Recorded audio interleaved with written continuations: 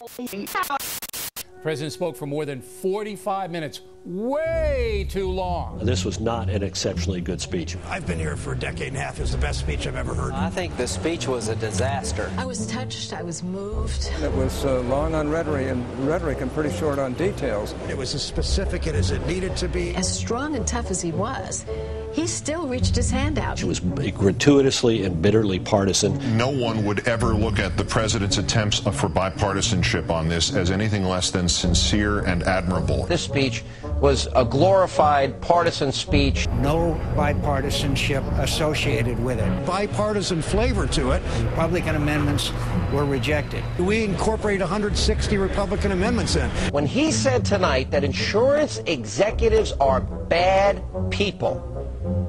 Insurance executives don't do this because they're bad people. That works both ways. Instead of calling each other out, we're trying to find common ground.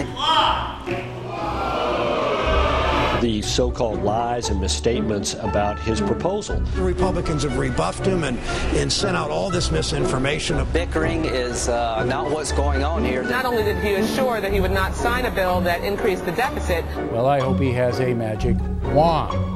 And I'm not being sarcastic, but how do you spend $900 billion and not add to the deficit? Spending cuts would kick in the event that for some reason it doesn't work out. It has a strong public option. The public option, there it goes, right out the window. He threw that little public option right out the window. No, he did not. Rove disagrees. He did not do that. Yes, he did. He said, I'm open to new ideas. I'm open to consider other things, but there will be a public option. He didn't throw it down. He threw it out. He did not throw it out. We're going to get a bill with a good, strong public option to the president before the end of the year. Health insurance, in other words, for everyone, which amounts to pretty good news for the insurance companies. Some of them are going to get out of the business, which is what the liberals want. Republican members of Congress are on a short leash with the insurance industry. He and the Democrats are deeply in bed with the trial attorneys. Is bipartisanship feasible when there's this kind of blind reaction from the other side? Isn't the nationalization of companies, by definition, socialism? You hit it out of the ballpark, Mr. President. We know we can always count on you to call people out, so thank you.